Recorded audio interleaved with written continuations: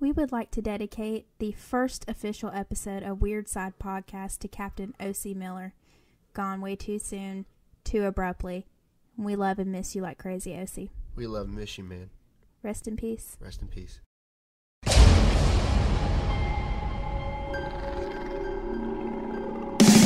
can't run, you can't hide. Take a walk on the weird side, it goes bump in the night. Take a walk on the weird side. You can't trust the living, you can't kill the dead. You can't stop the voices inside your head. You can't run, you can't hide. Take a walk on the weird side. Well, welcome back, weirdos. Welcome back, everybody. I'm Hannah. And I'm Taylor. And we are Weird Side Podcast. So, you've made it back already. That must be a good sign, right? Oh, I think it is. No, I hope it is too. Mm-hmm. So, today is our first official episode that we will be doing together. And today we will be discussing Robert the Doll and Carl Tanzler. But before we jump into our topics today, we wanted to take a few moments to make a couple of announcements, and we also wanted to give some shout-outs to some very important people who have helped us get our podcast going. So, just to begin, I wanted to raise awareness for something that's going on in our community right now. I don't know her personally, but my mom goes to school with her, and she is a nursing student in the LPN program right alongside with my mom. So my mom is the one who told me about this person and what's going on. But unfortunately, we have a young mother, a single mother, who recently has lost her infant son.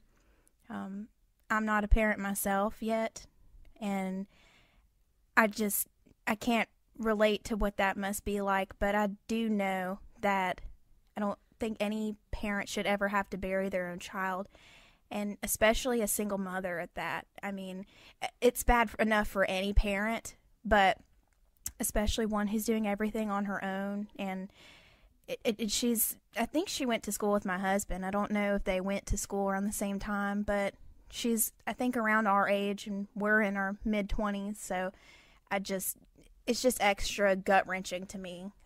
But her friend made a GoFundMe campaign, which I will post the link on in the description. The campaign is called Calvin Strong. And basically, her friend is just raising funds for this young mom who, again, like I said, is a single mother and is going to nursing school full-time. Money doesn't bring back any person that you've lost, but if you have some help financially, you can feel a little bit of a burden being lifted off your shoulders as far as being, stressed on going back to work or taking time off that you need. So it really makes me feel so sad for her and just what happened. So anyway, like I said, I will post the description in our link description for the episode, but GoFundMe Calvin Strong by Whitney Ratcliffe is the one that you want to look out for. So, on a lighter note, I did want to go ahead and do a disclaimer that I didn't tell you this actually, but today I listened to our podcast with earbuds on to see what the audio quality is like, and it comes in a little weird. Like, you can hear me talk more on the left side and you on the right side, which is basically how we're recording right now. That's really how we're sitting right now. So. But just bear with us, folks. So you're probably going to enjoy listening better not on earbuds, even though, you can still hear fine. Until we can get the technicalities worked out on our podcast a little bit better, just bear with us. Just wanted to point that out. We want to do some special shout-outs, like Hannah said earlier, to some people that helped us get this show off the ground and going.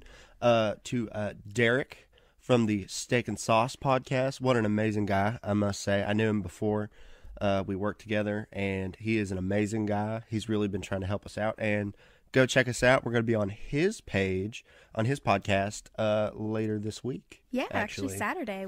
He'll be having us be guests on his show, and we're going to talk about horror films, a little bit of horror history, and we are personally very excited. And I'm also sorry to everyone out there if I sound really weird. My allergies are really bad this time of year, so if you ever hear like a slight sniffle. I apologize. I cannot help it. Oh, poor baby. Yeah, but Derek, he might have been even the first person that we seriously reached out to for, just advice on starting a podcast. And I gotta say, since that moment we reached out to him, he's just been nothing but supportive. And we just really appreciate his encouragement, support, and like I said, for him to even have an episode where we come on and talk about our podcast just a bit and talk about horror films, which is like our favorite topic ever. Mm-hmm. So thank you. Big shout out again, Derek Nolan, Steak and Sauce Podcast. The next person that we want to give a shout out to is my good friend and musician, Icarus Unholy. I hope I said his name right. I asked him to help me make sure I didn't say it wrong. It sounded good to me. I think it did. Thank you. Great guy, talented musician. I've known him for years, and I'm just very privileged to have been able to listen to his music from like the moment I met him until like now, and just how it's changed, evolved. But one constant thing about his stuff, though, it's always been freaking awesome. The dude rocks. I mean, you shot him that message asking him, we just gave him the name of our podcast, and he came up with that in how short of time? Like, it was literally less than 24 hours. I just, I was telling Taylor, I'd love to have our own, podcast theme. And I was like, but I have a really good friend that he would be awesome for this, and he does things like this. Let me just shoot him a message. And all I did was message him, and I just said, hey, we're starting up a podcast. These are the topics that it's going to be primarily about. Kind of looking for this kind of vibe to the theme. And then he wrote back, and he's like, yeah, I think I can help you out. What's the name of your podcast? I told him what the name was, and boom, less than 24 hours, he came up with that masterpiece. I thought it rocks. It fits everything we like, and that guy's just talented. I mean, it's amazing. He is. I don't know if he's got any social media for like officially outside of personally, but Icarus Unholy. So I will be sure to if I have any links to share, I will put that also in the description, and we'll also put some a link out there for Steak and Sauce Podcast from Derek. Yeah. Also, special thank you to our good friends Logan and Meredith for the designing our logos. They both worked very hard on it. They did. So originally, it is Meredith's design. She was the first person that I originally thought of because, again, I've known Meredith since I was in 8th grade. She is my sister, but she's also very talented, and she would roll her eyes at me, but I call her an artist because she really does make art. But I've always loved her style. So when we were talking about starting our podcast and basically that it's going to be weird and creepy, she was the first person I thought of. Love you, Mary. The first person that I thought of that could help us out with that kind of vibe. So anyway, we kind of told her, again, what our podcast is going to be, what our name is, and she came up with some sketches for rough drafts, and I saw the draft that she made for the logo that we chose, and I was like, yes, this is it. This is what we're looking for. And then I showed Taylor. Taylor was completely on board with it. And yeah, so she did a watercolor of our logo, which we have that listed as some of our profile pictures for our, I believe I made that our profile picture on our YouTube page and our Gmail account. And then Logan, he was awesome too. Well, he is awesome. Everybody in here is awesome that we're talking about, but he wanted to help us out as well. So he also does logos himself. He does a lot of gaming logos, but we told him that we really liked Meredith's design, and that's the logo that we're going for. And then he did his own kind of spin on it, and the end result is what our logo is now. Mm-hmm. Also, not only is he good at doing game designs, he's also a handsome devil, I must say. I've had the privilege to work with him for over a year now, and I can't thank him enough. And everybody is absolutely handsome devils that have been helping us out with that. So from me and Hannah both, it means a lot that everybody's been helping us out with that. Yeah. And it really does mean the world to us. Yes. I will say, some people have asked about, how we have done this, like how we started a podcast and how to do it stuff. And I will go ahead and just tell you straight up, having people to help you out, like, I have no shame in admitting, like, we needed help. Oh yeah.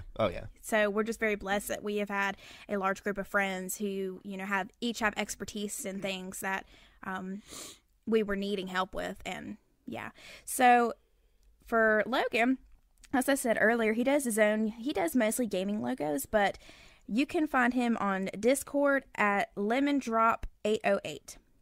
And again, his name is Logan, and his Twitch is actually the same thing as well.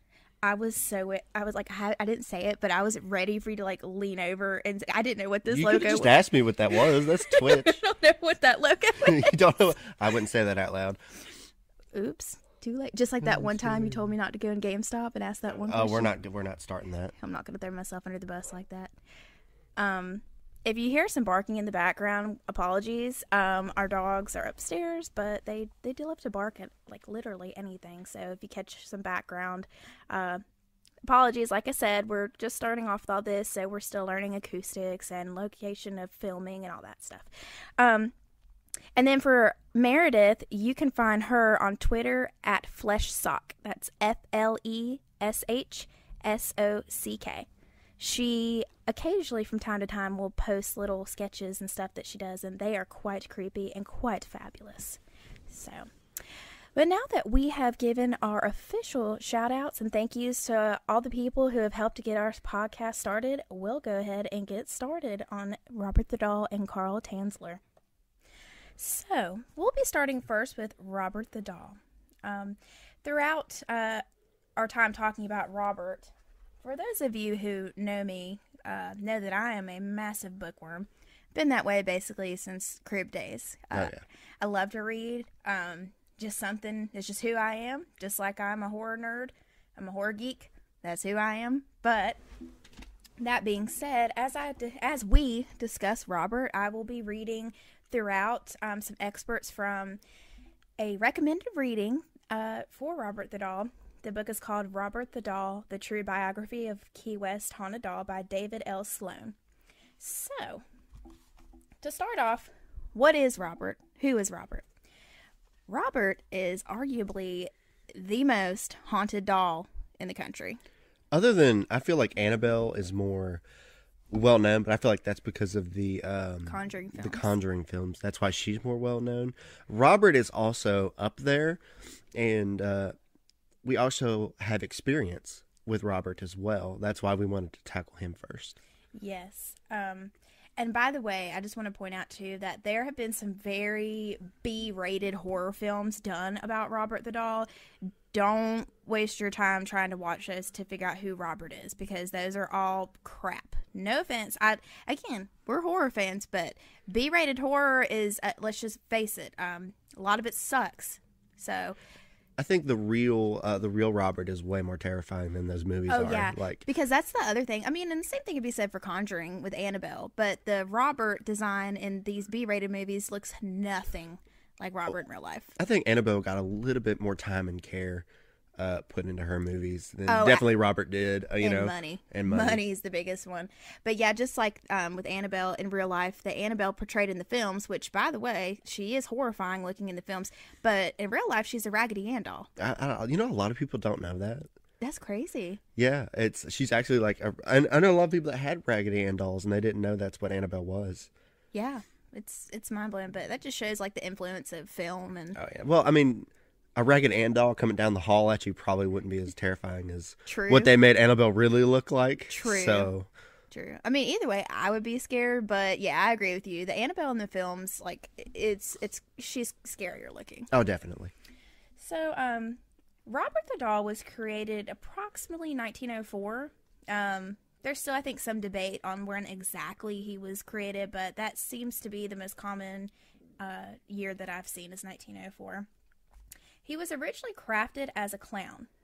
There is a lot of different ideas on who or what Robert was designed into, but that is one of the things that I read about in my book. So he looks like a sailor to me. He does look like a sailor, but I heard like his origins, who is supposed to be crafted as a clown. He was suspected to be given as a family gift, cursed with voodoo by an angry servant close to the family that Robert came to. And the family member that was related to the servant was Eugene's mom, which would be the little boy who Robert attaches to his mother. So let me see if I can find here some different ideas of who Robert was designed, or where he came from and what he is. In this book it says, is Robert the spirit of a deceased child born of William and Emmeline Abbott? I hope I pronounced everything right. Or a child born of an affair between Thomas Otto and Emmeline Abbott? Could this child be the, quote, black girl associated with the Otto family, mentioned in early newspaper articles? Did Emmeline use voodoo as a way to remain close to her only child by trapping its spirit in the doll? Was Eugene attached to the doll because it contained the spirit of his half-brother or sister or a childhood playmate?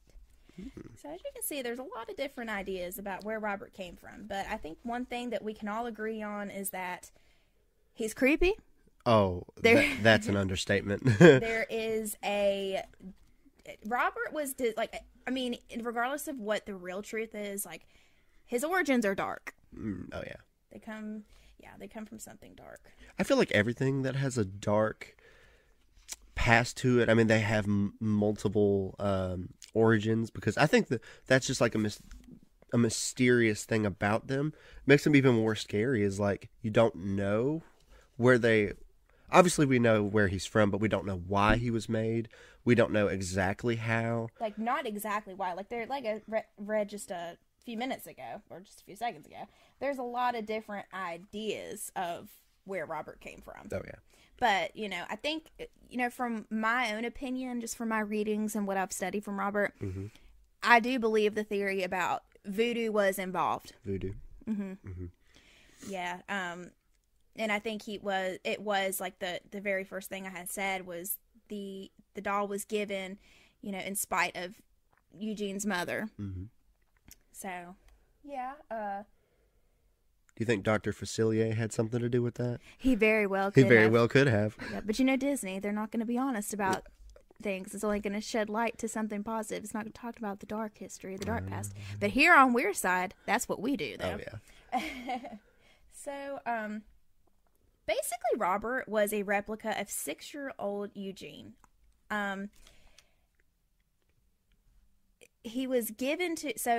Robert was given to the family for Eugene, which was the little boy in the family.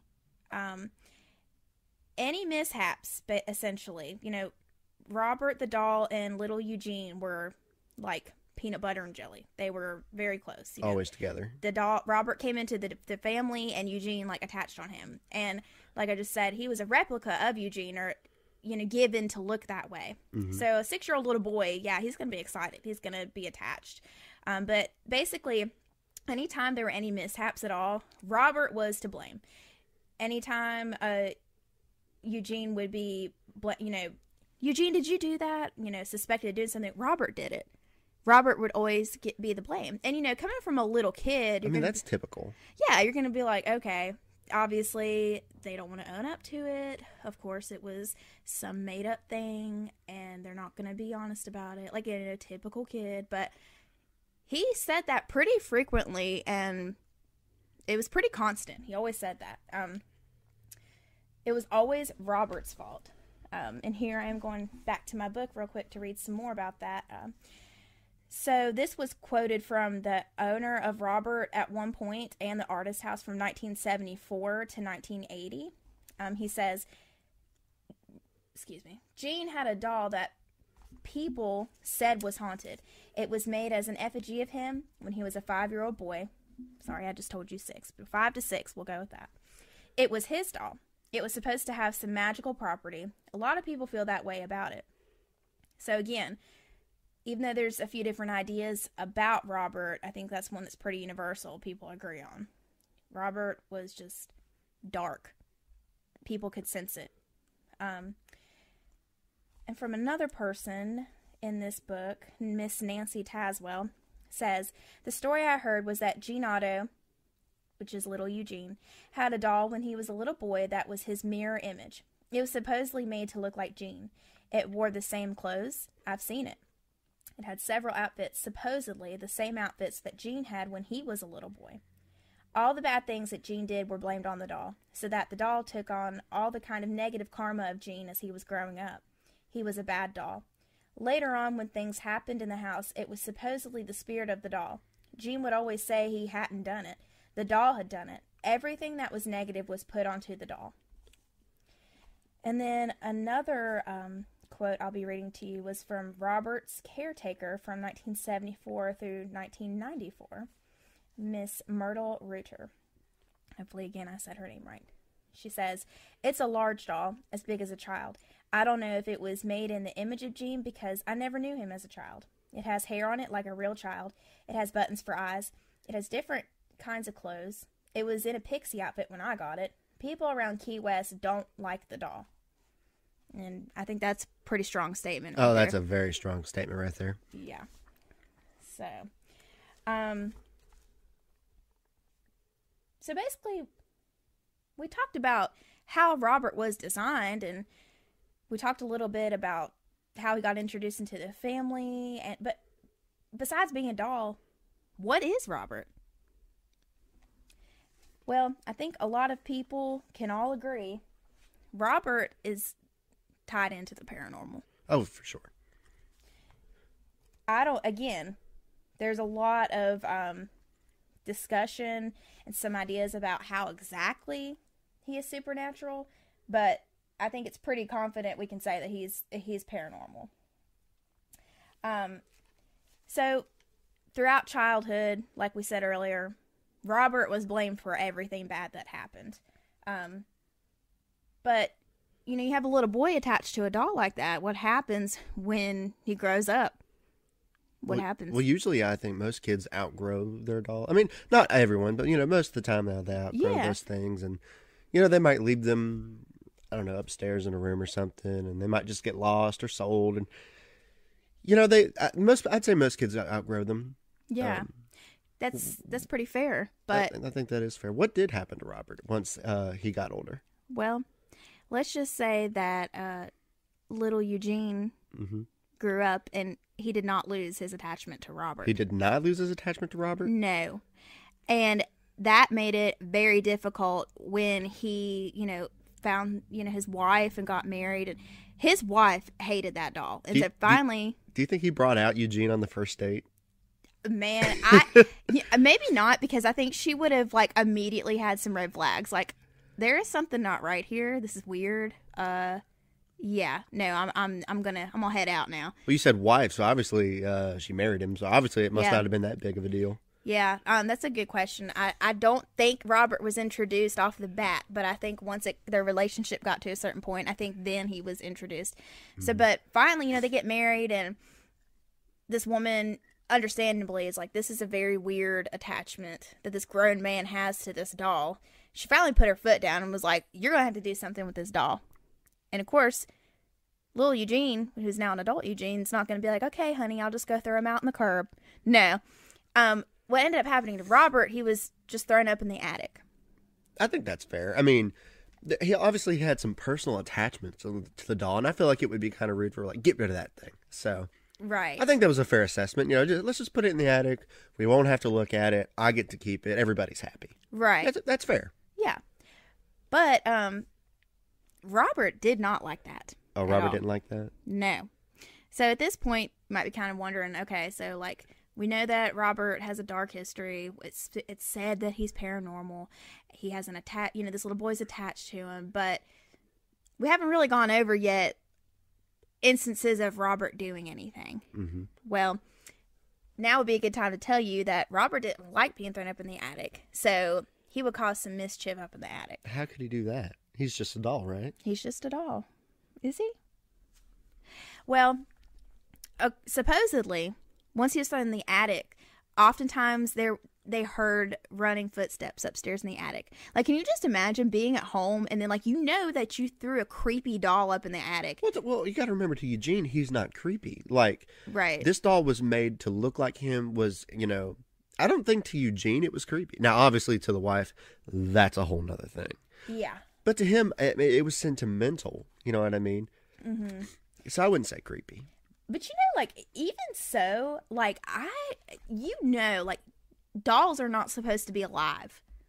So Obviously. Right. So, like, if I was little Eugene and I got this doll and I fell in love with it, but then I saw that it started to move on its own, talk on its own, do things on its own, I really don't know what I would do, but I would know that that's not normal. Well, one thing's for sure. I don't know about you, but when you're saying all that, you know what the first thing that popped into my head was? What? Child's Play. Yes. By the way, that's actually a great thing to point out. Although I'd need to research more into this, I'm pretty sure that Robert may have had some influence on the Child's Play films. He might have, because that does sound exactly just like Child's Play. Because voodoo with Robert, voodoo with Chucky. I mean, that's how you start off with both of them off the bat. And all these bad things happen, and the little boy's like, Yeah. oh, Chucky or Robert did it. Robbie Gray? No, I'm just kidding. Robert did it. Right. And then they both are attached to little boys. Yeah. Very creepy stuff to think about. Anyway, so that's how Robert's been. And then also, I think I've saw this in a documentary too. Not only were the footsteps up in the attic, but also little kids and stuff, when they'd come home from school, or even maybe just anybody walking past the house, would see Robert sitting up in the window in the attic, and Robert would just stare down at them. Ooh. Yeah.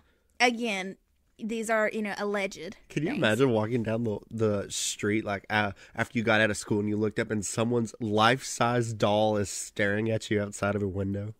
I think that I would probably poop my pants just a You little poop bit. your pants, really? Yeah. Really? I just kind of look at it and go, who plays with dolls? No, I'm just kidding. But see, like, for me, when I was younger, I thought that dolls were terrifying, and that probably, Really?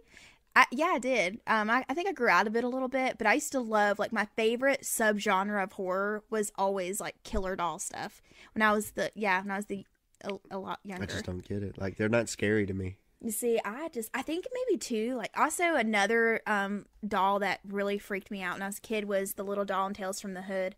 That still is my favorite short story in that movie, but, like, I think it has to do with little dolls like that. They can just, like, slice the back of your heel and get your Achilles tendon. You're going down. Like, you're immediately going to be on their level because you can't walk. But there's no realism in that. You know why? Because, for example, I'm a 6'3", 200-pound man. What is a little 1-foot doll going to do to me? Yeah, he might slice my foot, but I could just rip its head off. It's not that big a deal. You have every advantage on these things. What's scary about it?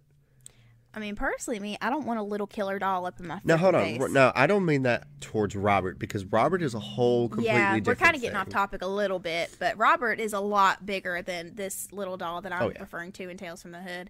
And Robert the doll also, I think, is larger than Chucky from Child's Play. Yeah. But still, like, Robert, like I said, he was molded, or he was designed to look just like a little 5 to 6 year old boy. So he's going to be the same height and everything. Oh, yeah. And, like, obviously, compared to an adult, a kid you're going to have an advantage, but, like, you still have something that at least comes up to your kneecaps. There's something else about Robert that makes him more intimidating, but we'll get on to that here in a minute. So after Eugene died, Robert, he still was left in that house. No family members came to claim him. He was just left up there. So obviously, the house went to other owners after Eugene's passing. Uh-huh. So even people who have been in that house after Eugene died have reported creepy stuff about Robert. No new owner until Robert's donation to the museum, which I'll get to that shortly, got rid of Robert. They kept him in there. But I'm going to be reading to you some of the things that people said who lived in that house afterwards about Robert. Reading from my book here. 2 men who rented at the Otto House in the mid-1970s had regular encounters with the doll. Their story was shared with the Sun Sentinel in 1985. Quote, there there was constant noise coming from the room. Sometimes it was like little kids laughing, and other times like someone rummaging around. When it first started happening, we would go upstairs to check it out, but always found nothing. It was only after a half dozen times that we realized the doll had moved. At first we blamed each other and laughed it off as a practical joke. Sometimes the doll's head would be looking in a different direction. Other times its arms were propped up around the chair. And once its legs were even crossed. It started happening with greater frequency, and we realized this was no joke." End quote. They invited Malcolm Ross to see the doll in his room. Ross felt as if he was entering some kind of strange force field. Quote, "It was like a metal bar running down my back. At first, when we walked through the door, the look on his face was like a little boy being punished. It was as if he was asking himself, who are these people in my room and what are they going to do to me?" End quote. Ross's friends told him Robert's backstory and pointed out the children's furniture. It was at this point that Malcolm noticed a change in the doll's expression, as if he was following the conversation. When one of the men made a comment about what an old fool Gene Otto must have been, Robert's expression turned to one of disdain. Quote, "There was some kind of intelligence there. The doll was listening to us." End quote. Again, this is just someone's subjective account, but I believe him. When you first said, like, when Eugene died and I guess his wife moved away and they just left Robert up there, my first thought was, can you imagine being that family that bought that house and goes upstairs into the attic and finds this doll? And for perspective, everyone, go look up a picture of Robert, okay? And then imagine walking upstairs, because once you see him and you understand what he looks like, and you see this thing sitting up there, you'll totally understand what I'm talking about. Dude, it's nightmare fuel. Oh, yeah. Seeing him sit up there and hearing noises, knowing that he's up there, will really put it into perspective for you. Oh, yeah. So that was just one. I'm going to read to you another one, too, that's in my little book here. This one's also a bit different. We heard us mention earlier that Robert is supernatural. So coming with that, there's a lot of supernatural things that follow that. This part says, "Science describes yellow fever as a viral disease transmitted by primates and certain species of mosquito." Another reason I freaking hate mosquitoes. But at least one past tenant of the Otto house claims he contracted yellow fever from the doll. Legends tell of a young man who rented a room at the Otto house in mid-1970s, only to be tormented by the doll. Some accounts have Robert locking him in a room, cornering him, and sitting on his chest to hold him down, while others say the doll took over his brain, bringing him to the brink of insanity. Both legends claim the doll gave him yellow fever. Myrtle Reuter, hopefully I said her name right, shared a story from the time when she owned the home, and I think I quoted her earlier. You did. She says, quote, "We went up north for the summer one year, and we left a man who was studying to be a lawyer to live in the house while we were gone. He wrote this fantastic story that the doll was voodoo and locked him up in the attic, and he caught yellow fever. I don't remember his name. To me, he was some kind of nut." End quote. This is the first known written claim of Robert causing illness, but it certainly is not the last. Stories about Robert continued to circulate the island through the 1980s, with an additional detail added to the tale. The doll was gone. A Miami Herald article indicated persistent rumors of his whereabouts, the most prevalent being that Robert had taken up residence on neighboring Stock Island. Other stories suggest the doll had left on his own, which, personally, I question that a little bit. Nah, I don't believe that. I think he stayed put in that house. But anyway, a Sun Sentinel article that ran in 1985 stated, quote, "The man who had bought the house from Otto's widow died soon thereafter of carbon monoxide poisoning from a faulty exhaust system in his car. Robert vanished soon after, and nobody who now lives in the house has ever heard of him." End quote. I question that too, because everybody in Key West, especially natives, like I feel pretty confident that they know about Robert and they know who he is. Oh yeah. So Robert stayed in that house for a long time. And finally, he was donated to the East Mortello Museum in 1994. And I have here, in this book I'm reading to you, right here I'm looking at a copy of the record of donation. But I'll read to you a little bit about when he was finally donated to the East Mortello Museum. It was the morning of August 18th, 1994, when former Key West Art and Historical Society Assistant Director Joe Pais, I hope I said that right, was called from his office at the back of the Fort East Martello Museum. There was a lady at the front desk wishing to donate an artifact. Joe approached a woman looking to be in her mid-50s, casually dressed as if she had been doing housework. In her arms was a doll, unwrapped and unprotected. Joe recalls that the doll was in good shape. The two headed back to Joe's office, and Myrtle placed the doll in his chair on Joe's desk. "This is Robert. He's part of the Otto family. I can't stand him being in my house anymore." Reuter went on to describe how she locked Robert in a room after noticing that he moved on his own. After the incident, she claimed Robert locked her in a room. "He's haunted," she told Joe. Joe saw the value in the treasure and suggested she might want to keep it, but Myrtle went into a frenzy. She didn't want to sell it. She didn't want anything in exchange. She wanted it out of her possession. "That doll has to leave the house," she insisted. Reuter filled out the necessary paperwork and took off quickly. She died less than 3 months later. Joe Pais, I feel like I'm saying his name wrong. We're trying our best here. If this man ever hears this, I'm so sorry. Mr. Joe began to make his own discoveries about Robert. He says, quote, "I placed him in a small antique chair in my office, directly opposite my desk. He seemed comfortable in the chair. I often looked up in his direction, and he always stared back in an unchildlike way. Robert always seemed on the verge of stepping from his chair, and I always got the impression that he had moved his chair a few inches to the left and then back to the right. I chalked a mark at the foot of one of the chair legs to find if he was moving the chair, but cleverly he avoided being caught." Joe shared an office with museum director Susan Olson. Quote, "Susan did not like the doll. She worked at night and refused to be in the office if Robert was there. It was hard to tell if the doll was moving or not. We would find it slumped down in its chair. Susan was freaked, so we moved the doll to our artifact storage room." End quote. For the next 2 years, Robert was only available by appointment, but by mid-1996, a local ghost tour was encouraging guests to pay a visit to the doll. Museum staff was afraid of Robert. Employees would often suggest people come back on a day they were not working or place the responsibility of retrieving Robert on a coworker. As the number of people requesting time with Robert increased, he was placed on permanent display. Ever since, the public has been able to encounter what those closest to Robert have known all along. Robert is more than a doll. And I would definitely agree. Oh, 100%. With that being said, Taylor and I actually got to go visit Robert the doll. Yes. We were, what was this, about 3 years ago? 2020, I believe. Yeah,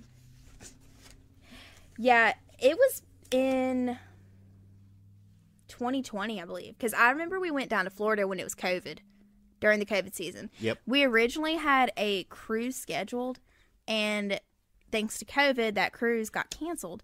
But I had the time approved off work, and I had already bought non-refundable airfare down to Florida. So I asked Taylor, I'm like, well, we can't go on this cruise, but I say we still go down to Florida. So we decided to go to Halloween Horror Nights at Universal Studios. Wait, this was a different, remember this time that we went down to Florida, Oh, yeah. I'm stupid. We didn't have, no, you're not. We've just been to Florida blessed to say we've been to Florida quite a few times. Can't get all of our different trips planned out figured out. But anyway, this was the trip where we're like, we can't afford to go to, we wanted to go to Halloween Horror Nights, but we didn't have the funds to do that. And we definitely didn't have funds to go to Disney World. So we kind of thought about what we could do down there for a week. And we stayed in Orlando. And then I just asked Taylor, I'm like, I have always, because I first heard of Robert when I was in 6th grade. And ever since I learned about Robert and that he was in a museum available for people to see him, I had always wanted to go see him. And I knew that he was in Key West, Florida. So I told Taylor, I'm like, we have a week down here. Mm-hmm. And we already had a rented car with unlimited miles. I was like, do you just want to go down to Key West for a day and we can go see Robert? Because I've always wanted to. If nobody knows, from Orlando to Key West is 6 hours. One way. One way. So we decided that we would drive down, go see Robert, eat some lunch, and drive back. A 12-hour trip. Round trip. Yep. Worth every hour we spent in the car, though, because going to see Robert was an experience that, well, I mean, like I said earlier, I've always wanted to go see him, but I would just never forget our encounter. So I don't know about you, but I think maybe at first it was like really feeling really excited because as we were getting into Key West, which, by the way, it's just absolutely beautiful. It was down so there. gorgeous down there. I want to go back one day, and Oh, not we're even definitely just going for back. Robert, just because it's so pretty down there. But I started to get like a feeling in my stomach, and I think it was excitement at first, but then we pulled up to the East Mortella Museum, and I don't know if it was still excitement, but I told Taylor, I said, I think it would be a good idea if we just said a prayer before we went in. Oh, yeah. And we did. And we went inside. And I remember us walking up to that woman that was, and by the way, the worker that we ran into that day, I wish I could remember her name. She was so nice. She was so nice. She was amazing. And of course, we walked up to her, and we just had to ask, like, so is this Robert thing real, or is this like something that they used to sell tickets? Yeah, because we wanted to know, and we prefer people just like how we are. Just tell us straight up. Yeah, just be honest with us. And she looked at us, and I'll like, never forget. She goes, "Oh, it's real." She did. She was like, "Oh no, he's real." Oh, she's real. Every night, she says, I tell him goodbye and I leave. And then when I come back in the morning, first thing I do is go tell him good morning. I read him his fan mail. Yes, he gets fan mail. Yes, which I'm going to be reading you a couple of fan letters in this book. But yeah, she did. She was telling us all about her routine with Robert. And me and Taylor are like looking at each other. We were like, why would this lady lie to us? But we were both kind of looking at each other like, is it Okay, really? And even if you don't want to see Robert, I seriously recommend going seeing this museum. It is full of so much cool stuff. Really cool. And we're going to be talking about one other topic that we saw in that museum next. In just a few minutes. I was really surprised that they had Robert not at the end. They because didn't. Usually they save the best thing for last. Robert is not at the end. He's actually kind of in the middle, I would say. Yeah, he's like right in the middle. But I do remember, like, we started walking into the museum, and then like I started to get, I don't know if I want to say it for sure, but honestly, the first thing that came to my mind is scared. Like, I got You really got scared? I got nervous. You see, I didn't get... So, you start walking down this hallway, and you can see Robert about halfway down the hallway. He's in the middle. And the closer and closer we kept getting to him, there was a slight eerie feeling, I could say. When we walked into the room, the first thing I did notice is there are so many Post-it notes. And I'm sorry, but letters from visitors. I mean, probably thousands of them. They also had a TV playing that also had letters on it as well. Oh yeah, like it was like if you back in the early 2000s, if you like went onto your pictures on your computer and then hit play and it did that little Windows like slideshow. It was kind of like that, but they were all excerpts from actual letters that Robert received. Yeah, and most of them were people apologizing to him. So you guys might be wondering, why is this doll getting letters? Well, again, as we've said already, Robert is supernatural. And if you piss Robert off, you're going to get some bad luck brought your way. He definitely does not like disrespect. He does not like disrespect. And I know some of you may be like rolling your eyes at that, but I'm just going to say, I'm not going to be the one to find that out for sure or not. If you are brave enough to go and test that out for yourself to see if it's true or not, be my guest, but I will not. I don't recommend it. So one thing about Robert, when you visit him, do not take his picture.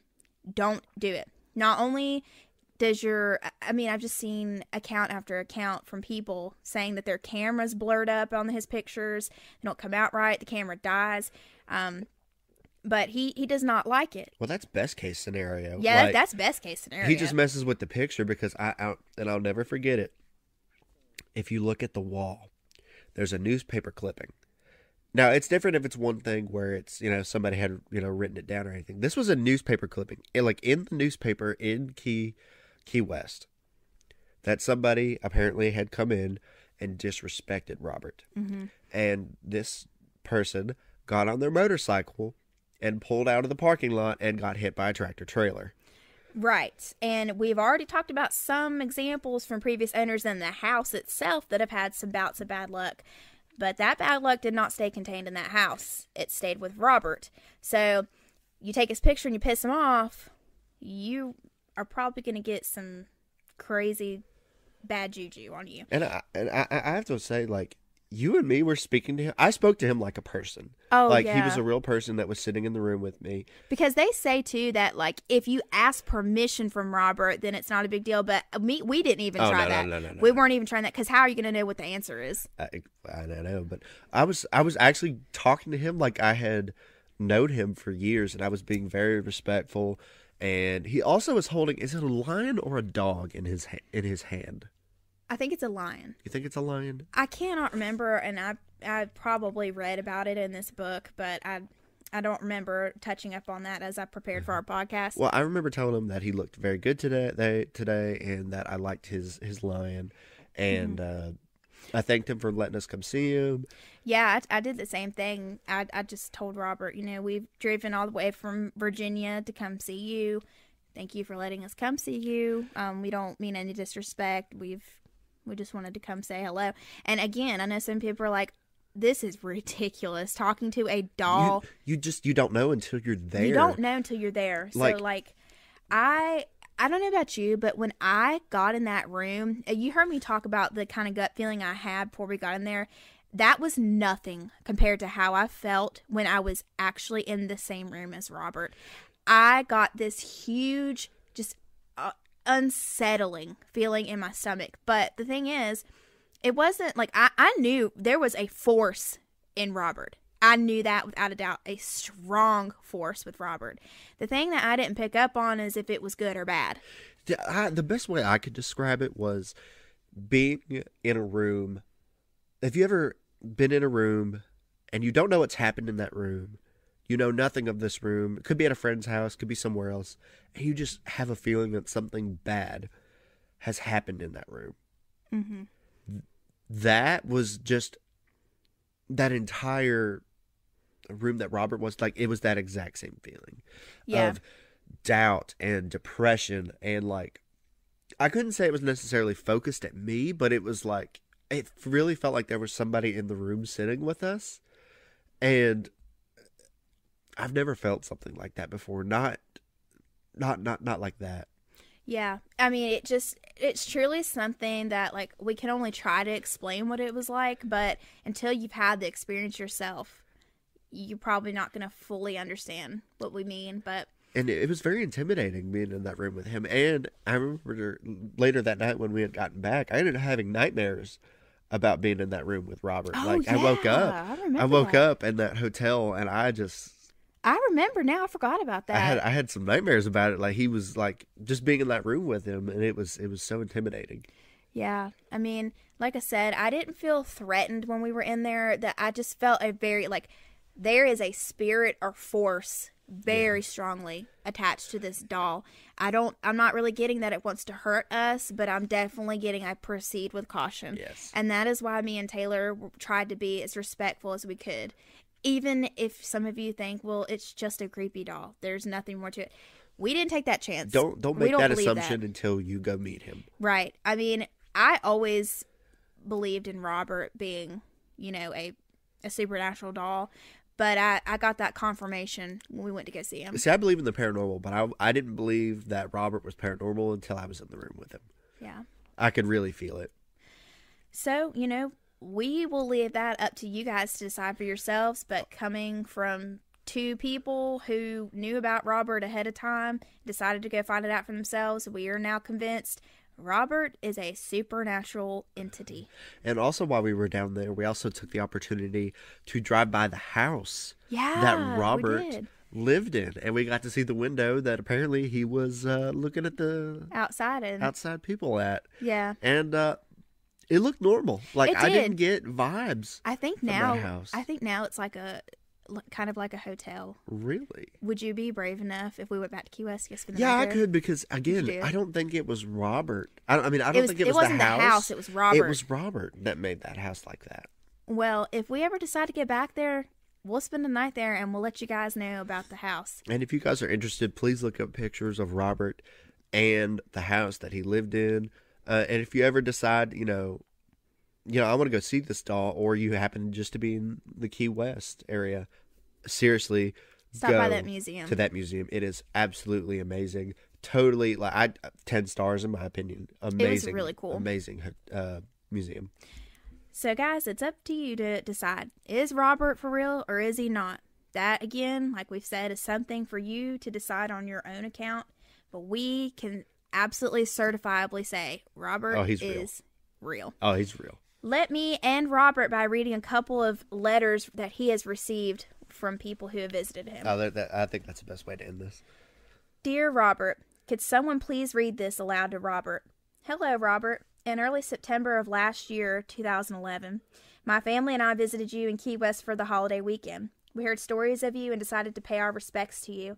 On our way out of town, we asked for your permission to take your picture, and nothing strange happened. And although we didn't voice our doubts out loud, perhaps you could sense that we were not real believers in you and your powers.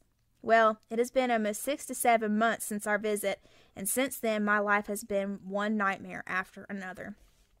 Within a couple weeks of returning home, it started with my kitten suddenly dying, my bank account being fraudulently used twice, losing a substantial amount of money, having my bird die, my son falling and fracturing his skull, the hotel we stayed at on vacation set on fire, lost my job, and now on the verge of being laid off of my new job, being forced out of my home, and my husband and I have separated.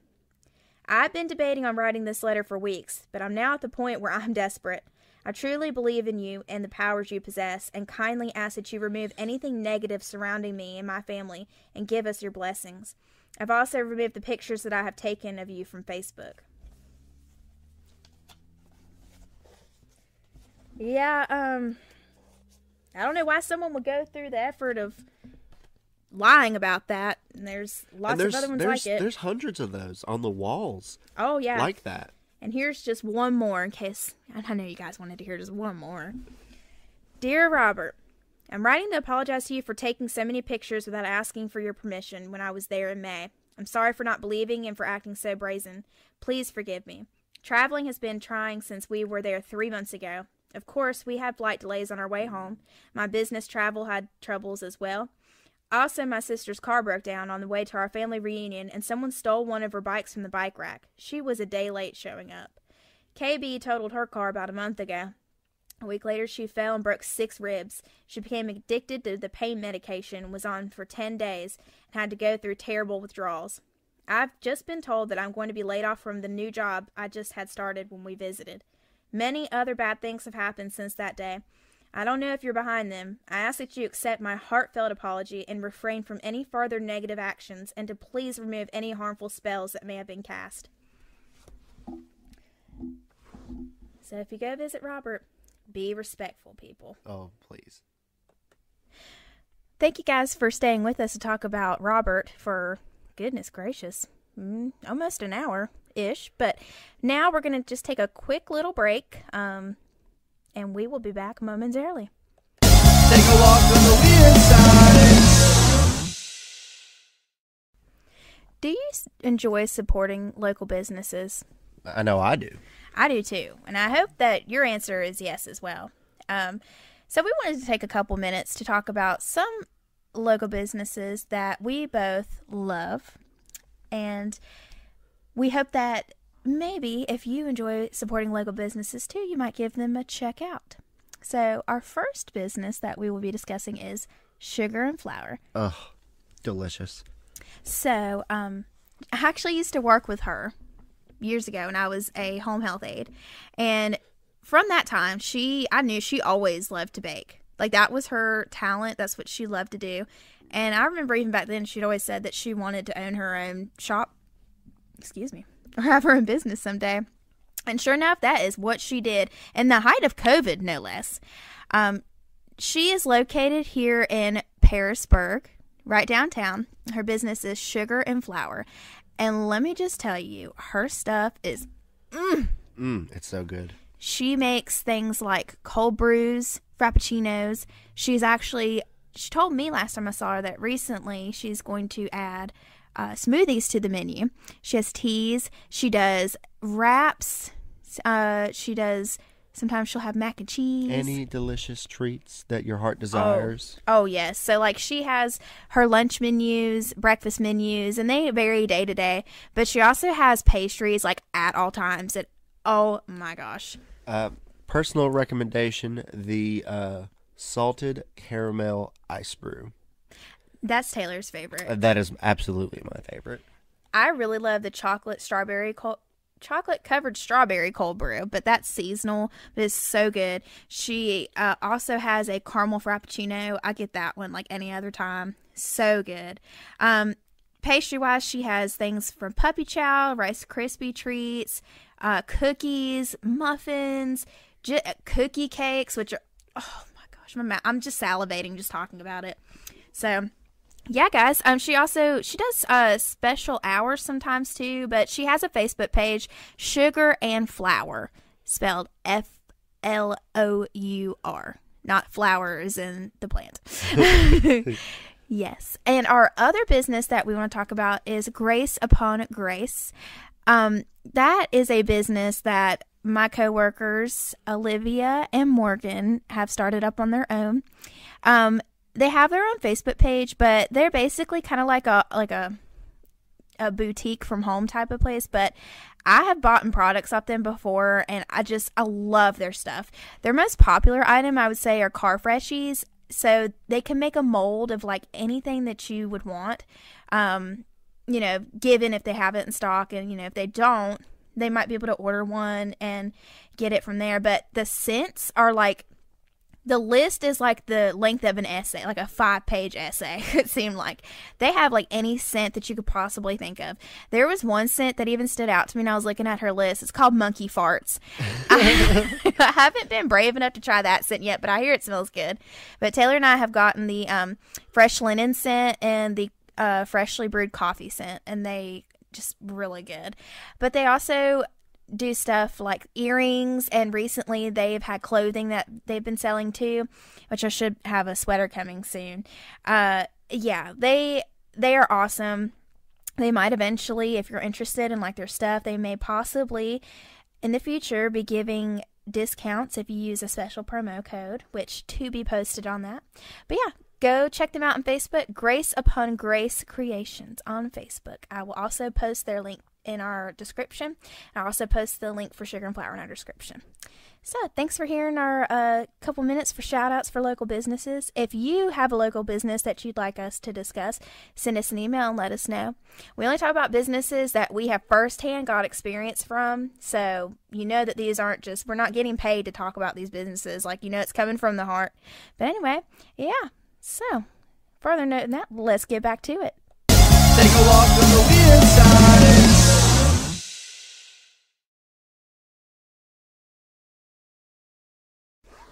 Welcome back, everybody. Welcome back. We hope you enjoyed that little ad break, and we hope you enjoyed listening about Robert. But now it's time to get into our second larger topic on this episode, Mr. Carl Tanzler. So, Taylor, when you hear the word necrophiliac, what do you think of? Like, what's the first thing that pops into your head? Constipation. Well, I think you would be a special example for that. Since I know what the word is, I do know. Obviously, the first thing that pops into my head is somebody that is a little messed up in the head. No, that's fair. Very messed up in the head. For anybody that doesn't know what a necrophiliac is, that is somebody that likes to have sexual relations. Yes, with dead bodies. Yeah, it's pretty morbid. So, the first thing that I think of when I hear the word necrophiliac, I think of Jeffrey Dahmer and Ed Gein. Those are the first two things I think of when I hear the word necrophiliac. Like, I don't think Ed Gein, had sexual interrelations with dead bodies, but... Did Jeffrey Dahmer? Yes. Oh, really? Yes, he did. But Ed Gein also was a grave robber, and he did really disturbing things with dead bodies. I don't know if it's necessarily sexual, but anyway. Okay. What do Jeffrey Dahmer and Ed Gein both have in common? They both are psychopaths and serial killers. Correct. Although, there's question on whether Ed Gein really was a serial killer or not, because he only murdered one live person. Anyway, that's getting all technical. Mm-hmm. Yes. So, Carl Tanzler was a necrophiliac. But he wasn't a serial killer, though. Matter of fact, I don't think he murdered anybody in his life. It just makes it all the more difference. will be reading an excerpt from another book, 2 books that I have from Carl Tanzler. One of them is called Undying Love by Ben Harrison, and the other one is written by Mr. Carl Tanzler himself. It's called The Lost Diary of Count von Cosel. Like I said, this diary is written by him, so anything I read out of the diary comes from Mr. Carl Tanzler himself. Just very, very disturbing stuff. I think we can all agree with that. Basically, Carl Tanzler was a man who I think was disturbed from the very beginning. I will start off by discussing his accounts of when he was younger, having this kind of vision, and you can just kind of see for yourself, like, off the bat. So although I'm not going to be starting when Carl Tanzler is a young child, I will be starting off by this vision that he had, and it's very, very imperative to understand this, so we can understand how we got from point A to point B. From his diary, it says, I was born in Dresden, Germany, in the townhouse of our family called the Castle. But there was another castle, the Villa Cosel, out in the country, and it was there I grew up. This latter manor had the reputation to be a haunted house, and the White Woman, whom my mother told me had appeared from time to time during the past 2 centuries, was supposed to be my ancestor, the Countess Cosel, who died in 1765. Hers is quite a romantic history. Moreover, since her apparition to me was the beginning of my relationship to Elena, I will briefly narrate her story. In the Rocco age, when August was strong, who became King of Poland, ruled over Saxony, the young Countess Cosel was one of the most celebrated beauties in this notoriously licentious court. She actually was the king's bride, as recorded. Family documents seem to prove that she was engaged to marry the young king. At the very height of her beauty, and at the point of becoming a queen, she fell in disfavor through the machination of some Polish countess for reason of jealousy. August the Strong exiled my ancestor from his court and made her a captive for life at the gloomy fortress of Stolpen, because she refused to return the certificate. For almost half a century she lived there in solitude, which, toward the end of her life, impaired her sanity. For decades, however, she was able to find new interest in life through the pursuit of alchemy, the hobby of the learned and the noble in those times. As a young man, I went to see the fortress of Stolpen, once headquarters of Napoleon, where the living quarters and the laboratory equipment of my ancestor were well preserved. Being a chemist and physicist myself, I can witness to the fact that she must have conducted her experiments with great intelligence, even if her quest for the Stone of the Wise was vain. Family tradition has it that her knowledge in chemistry enabled her to ward off several attempts on her life through poisoning. As a young boy, however, I had no interest in the family tree, and the existence of a ghost in the manor was never mentioned to me, nor entertained. True enough, at the age of 12, I had a dream, or rather a vision, of a very beautiful girl in a white dress, reclining on a rococo settee. I probably butchered that, which I painted on a piece of paper then. My boyish interests were, however, entirely concentrated on electricity, on chemical experiments, and on flying machines, astronomy, in fact, on all phenomena of the universe. While still in high school, fascinated by the saga of the flying Valkyries, I built myself a glider plane. I tested this contraption from a hill in the park, but then the giggling of the maids embarrassed me, so that I continued flying experiments only after midnight, to the alarm of the superstitious dogs of the peasantry. Mr. Tanzler then begins to talk a little bit more about what he's into when he's younger, things of that nature.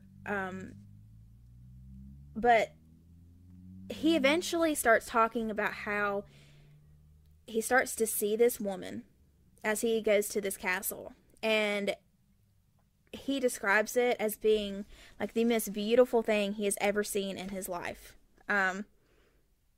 I'm trying to find the excerpt where he talks about it so that I'm telling you accurately in his words. But it's just very, very odd things. So he sees a vision of a woman. Yeah. Right? Yeah. I'm sorry, I'm just trying to look so I'm telling you accurately from himself.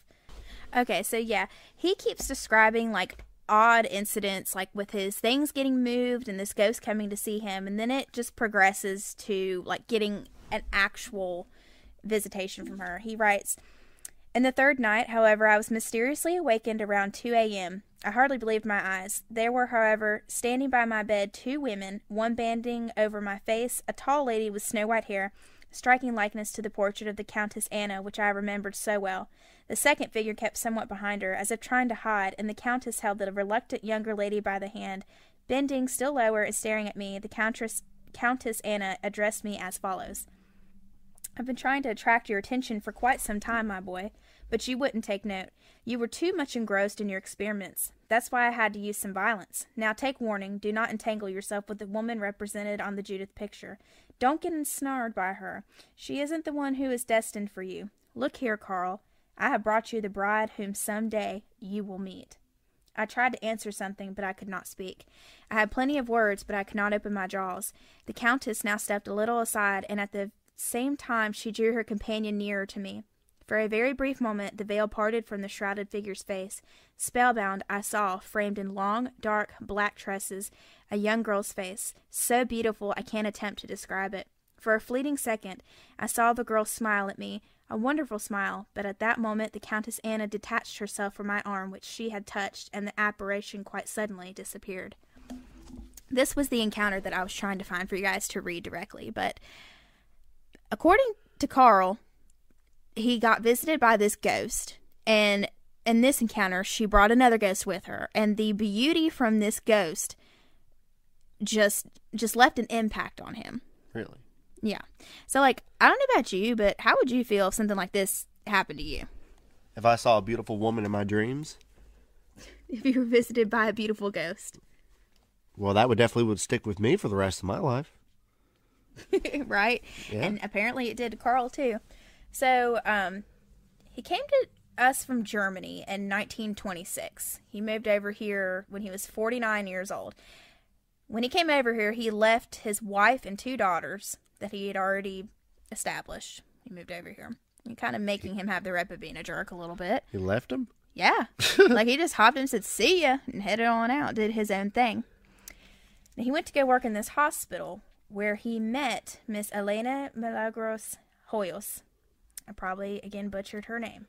But, way better than I would have. Well, thank you. Well, she's called Elena, but that's just her full name. And he met her at the Marine Hospital. What was she doing at the hospital? Well, Miss Elena was diagnosed with tuberculosis. Ooh. And as we all know, back then, that was a very deadly disease. So that was pretty much a death sentence if you got, diagnosed with that back then. Essentially, yeah. Like, it's just, of course, this is back in the time. This is early 1900s. Technology today is not what it is now. Yeah, it's definitely, if you got diagnosed with that back then, you were pretty much a goner. Oh, yeah. So when he met Elena, she was 21 to 22 years old, somewhere within that time. And sorry for the bumps. I keep hitting this microphone by accident. So, I will be reading directly from Carl Tanzler himself. He writes, "I saw her the very next day when she came in for more tests, and this time I took a radiograph of her lungs, which brought me the painful revelation that she was suffering from tuberculosis. From the frailty of her figure, from the listlessness with which she sat, I suspected that much from the very first day. The certainty which now was gained increased my worries because our hospital was not adequately equipped for the treatment of lung tuberculosis, yet some way had to be found to help her. Fierce determination to aid her, to bring her back to health, was burning in my soul. Both Elena and her mother could not fail to observe my deepest interest in her case. They invited me to the family home, and needless to say, I went there that very evening. It was a very small, dilapidated home to which I came. The family was poor. Elena's father worked in a tobacco factory. There were 2 sisters, both very different from Elena. Her mother, a good-hearted, if simple woman, and numbers of young people of all ages, whose relationship to the family I could never ascertain. Elena, sitting very quietly and obviously feeling far from well, in a kitchen in the chair, shone like the sun amongst all these lesser human stars. Days later, I went again to her house in order to take a blood test. This time I was led by her mother into her room. There, to my utter surprise and joy, I discovered hanging over her bed a picture of Saint Cecilia playing the organ, the same Saint Cecilia to whom I had brought roses in the catacombs of Rome. Still treating me as if I were a teacher, which I indeed was, and she was my little pupil, Elena said. "That's Saint Cecilia, sir." "Yes, and you know, Elena, she is my guardian angel, and this is the first time that I've seen her picture here in America." "We, too," said Elena, "are not Americans. We came from Cuba several years ago." As in a blinding revelation, I now had the explanation for the spell under which I had watched the carnival in Havana 4 years ago, and I also had won the certainty that it was my guardian angel, Saint Cecilia, who had brought me and Elena together. Interrupting this for a second, remember what I previously described from his entry in his diary when he was younger, being visited by the ghost. All this inner happiness, notwithstanding my worries as a doctor, mounted steadily, since our hospital lacked the equipment I wished to use for Elena, and moreover, I considered the Florida climate as unfavorable for her condition. I proposed to send her at my own expense, of course, to some famous tuberculosis institution. Fabulous probably would have been a fitting word, too. Abroad, where I was reasonably certain she would be cured.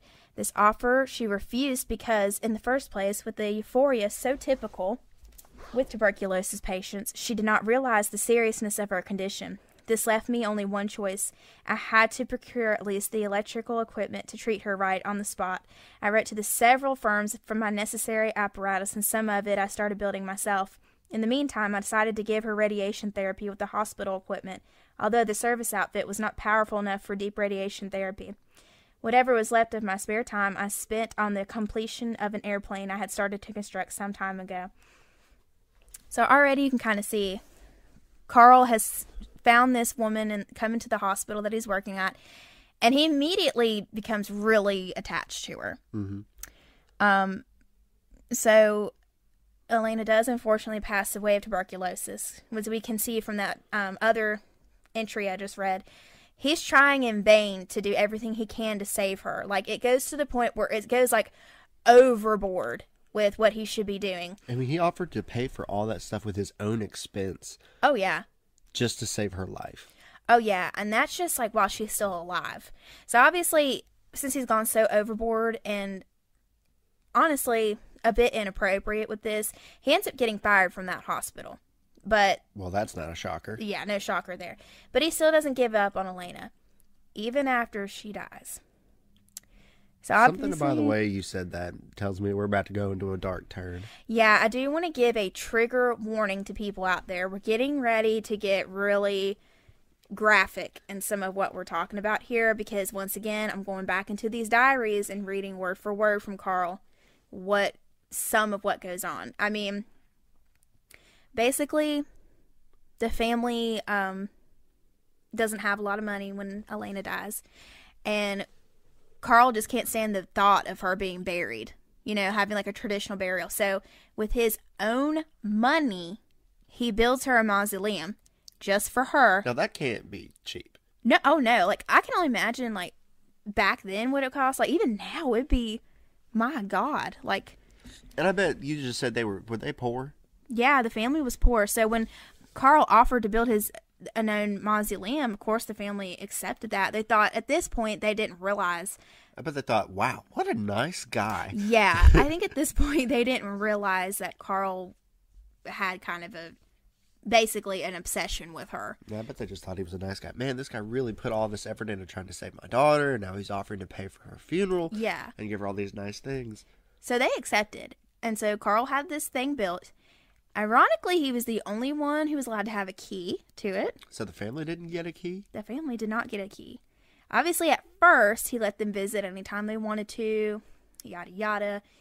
But Carl started visiting Miss Elena even after she was deceased. And he would go to this mausoleum, and he would talk to her like she was alive. And he would just woe her with these romantic thoughts and these compliments on her appearance, and, he would eventually get to, oh, the love of my life, my love, and, it's very, very disturbing. So this 49-year-old man is talking to this 21-year-old dead girl in her mausoleum. Yes. Absolutely. Like, and again, nobody knew this was going on. It was highly inappropriate, obviously. And he would also open up her casket and stuff too when he would be talking to her. So he was also looking at her corpse, declaring his love for her still. It's just very strange. It's like he had this, I mean, honey, I love you, but if you're dead, you're dead. I mean, I'm dead. You know, I could not stand the thought of, you know, living or spending my life without you. But if you're dead, you're dead. I'm not going to be going and opening up your casket and declaring my love for you. And, I mean, some people do that. I mean, I'm not trying to bash them or anything, but the difference between is if you were really married to that person, that's one thing, you know, because I know there are people out there that actually did end up burying their significant other and they do actually stay with them because they love them that much. But keep in mind, he didn't know her. Yeah, she was a complete random stranger that he just met. Yeah. In the tuberculosis ward of all things. Yeah. So, obviously, people start to catch on that he's going into this mausoleum at all hours of the night, going in there often.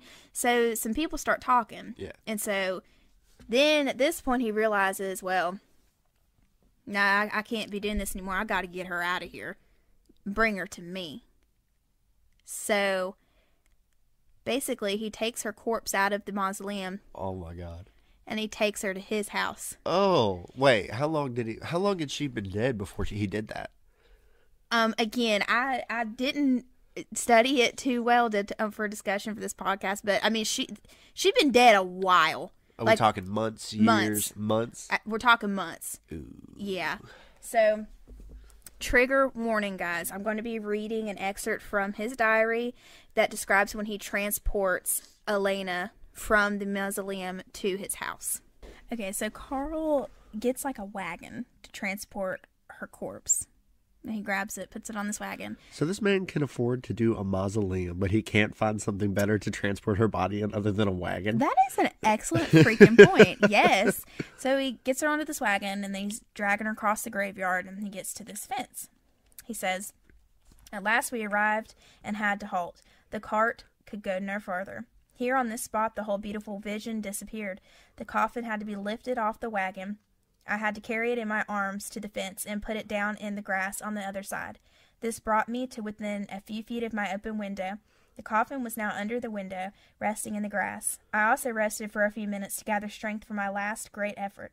Meanwhile, I removed the cart and things to safety. Nothing was to be left around to tell the tale. I drew my dark blanket across the windowsill, with one end hanging out over the top of the wooden fence, to muffle any noise. Everything was ready now for the final lift, namely the raising of the head end, which was the heaviest, slowly up until it stood near the height of the window. This succeeded well. It stood Elena's body inside almost to an upright position, but this could not be avoided for just a few seconds. Then I lifted the coffin midway high above my shoulders and head high enough so that it would clear the fence and blanket, and pushed it toward the open window. My back was toward the fence. Suddenly, the ground beneath my feet gave way. I lost my balance. It was as if all my strength had left me then. The whole load came down on my head. I crumbled under it and fell with the coffin lying on top of me, but my hands, still clamp-like, held on to my precious load. I don't even like how that sounded. This meant a tragedy if my strength would not return to me. The falling casket had squashed my new black felt hat on my head, pinning me down. Quickly realizing the danger that threatened and breathing heavily, I summoned all of my remaining strength. It must have been more. It must have been supernatural strength which flowed through me. My own had all been exhausted. Again I tried lifting the casket slowly high above my head. Rising up, and with my back pressed hard against the fence, I pushed the heavy end of the casket inside the window. There it now rested safely, while the foot end still pointed out into the cemetery. For a while I rested, unable to move a limb, but thanking all of the good souls and angels from the bottom of my heart. I did not realize it yet, but my head and hair was dripping and saturated with sweat and blood. Also, my hands, sleeves, shirt, and coat and trousers were likewise wet and sticky. It soon began to smell, however, strong and obnoxious. This woke me up and warned me that there was something wrong. I soon discovered that the bottom valve of the coffin above me, underneath the foot end had fallen out, I suppose from contact with the top edge of the fence, and I still felt something dripping on my hand and shirt, running down my neck and over the woolen blanket, hanging over the fence against which I was leaning. As the powerful odor was quickly spreading, the dogs in the neighborhood began barking. I raised myself up to go inside the house and then pull in the casket. Locking the door and lifting the coffin and blanket carefully on the floor, I tilted it in such a way as to prevent any more liquid from flowing out. I then plugged the hole up tightly with cotton. So I'm going to stop there, because you can kind of... That's getting pretty graphic. Out of, I read a couple books. Now, I did read this whole book in length, but out of anything that I've read in this book, that part always stood out to me. Like, I always remembered that part. It was disturbing to me. That's nasty. Exactly. That's nasty. It's absolutely disgusting. And honey, I love you, but excuse me. I guess he loved her more than you loved me. I guess. Because I love you, but I ain't gonna have your decaying dead corpse juices all over me. Oh my gosh. Just yeah. So what happened when he got her in the house? So when he got her into the house, essentially Carl Tanzler made Elena his bride. How did he do that? He basically just constantly reconstructed the corpse. And he did things with the corpse as well. How could you reconstruct it? Carl writes, "It was her resurrection indeed, when divine lovely has gently lifted my bride from the grave. How sweet she still was, even though some of the ravages of 18 months in the grave had not yet been removed." So it was a year and a half? Yeah, at this point, it's a year and a half. Now, I skipped ahead a little bit after he does the transport of the body. Okay. She's been in the house for a little bit of time, but this is a year and a half corpse that we are talking about. I washed her frequently with perfumed soap and spirits of wine, and still losing many bits of clothing from her body. Her beautiful hair also needed plenty of washing, as it was still partly glued together into her scalp. By further examination, I was not surprised to discover small maggots of the gnat larva type, which were feeding on blood around her head and ears, and on the surface of the abdomen. I removed them easily with phenol solution. The surface of the stomach region and the lower abdomen was partly damaged and lacerated. I treated it with healing lotions and sterile packing, just like living tissue. I also bandaged... Excuse me. See, this is already... I also bandaged up toes, feet, and fingers, as they had badly suffered in the soil and threatened disintegration. I moistened these bandages with formalin to arrest further decay for the present. I did not find any bad discharges. There was no putrefaction anywhere on the body, although parts of it showed indication of losing binding element of tissues. I also found deficiency of alkaline elements, which had been used up by the cells.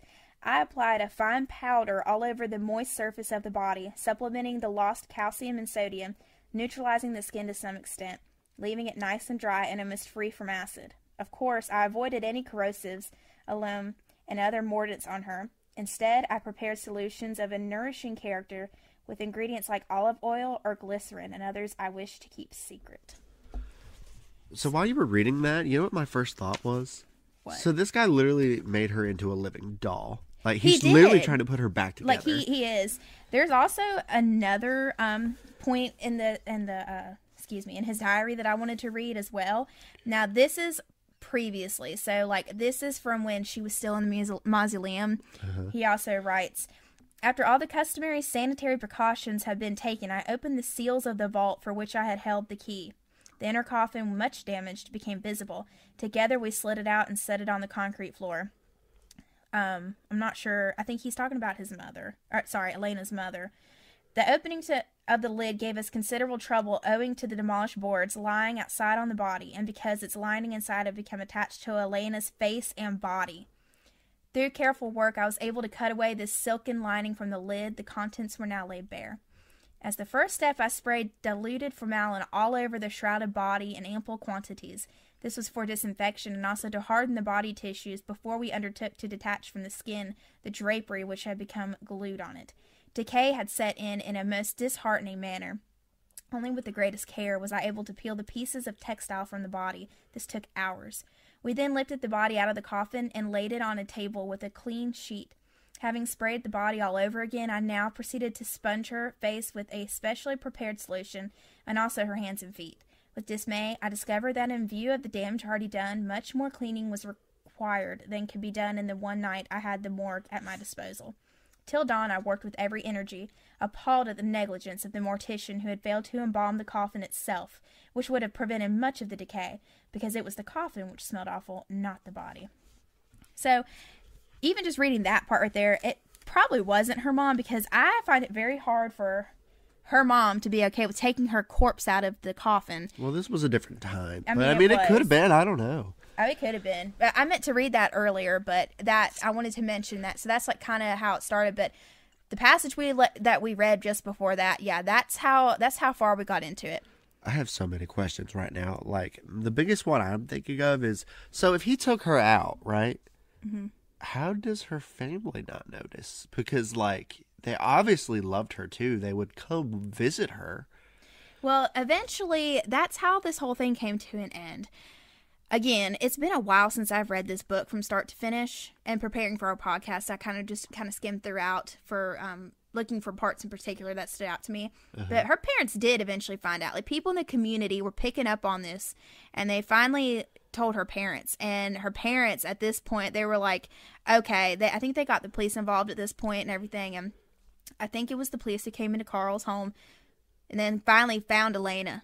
I mean, again, this year-and-a-half-year-old corpse.